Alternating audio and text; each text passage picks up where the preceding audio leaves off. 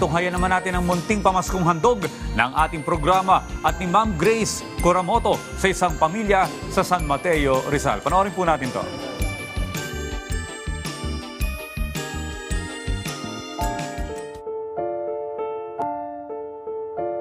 Sa makipot na tahanang ito sa Silangan, San Mateo, Rizal, naninirahan ang pamilya Willie. Hindi maikakaila ang hirap ng kanilang pamumuhay. Lalo pa itong tumindi nang pumanaw ang ama ng tahanan nitong Agosto lamang. Mabigat para kay Francis bilang isang single parent na itaguyod ang kanyang 8 maliliit na anak.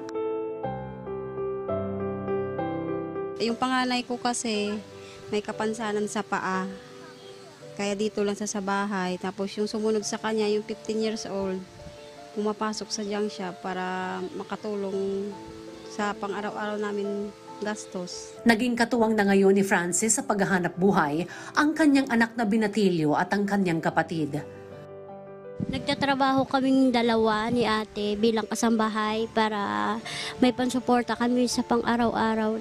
Dahil nag-aaral pa din yung mga bata, hindi namin kayanin pagka yung si Ford lang yung magtatrabaho. Kaya kailangan namin magtrabaho. Wala kami dito araw-araw, kuya. Pero uwian kami, tuwing pasok kami mga 8 ng umaga, tas uwi kami mga 5 ng hapon.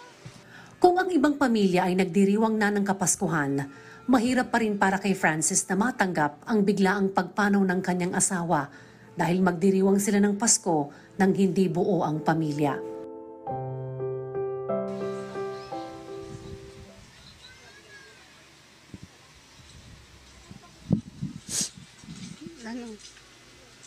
Unang Pasko na wala siya, siyempre.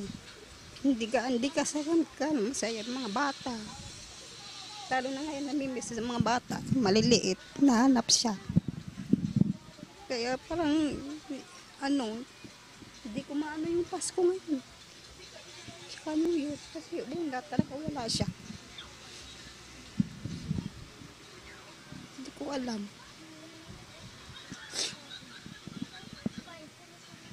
Para na lang sa mga bata. Yung nakapanood sa akin, sana tulungan ako.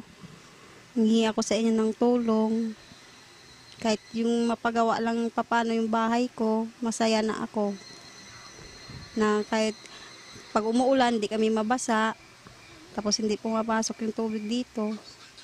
Yun sana ang hinihiling ko.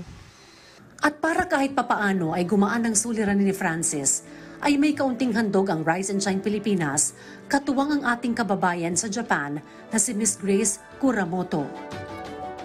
Maraming salamat po, Ma'am Grace, sa maagang pamasko po. Merry Christmas po.